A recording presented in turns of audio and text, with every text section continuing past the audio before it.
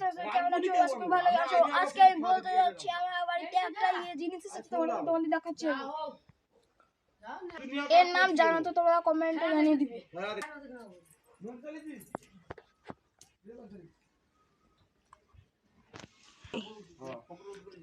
তোমরা বলো দেখি এতে দোকানটা করছি, দোকান করছি লোয়া 800 টাকা লোক, 800 টাকা এটা মাত্র আবার ছাড় নিল আর তার সব নিল আর তো বুঝে তার মধ্যে 400 টাকা। তো সময় তো তুমি দেখো এইটা কোন মাত্র কাগজ তুলে দিও বলতে কি হতে পারি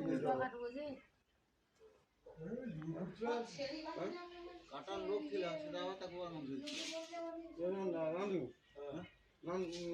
না কি তার নাম কি কে কইবা?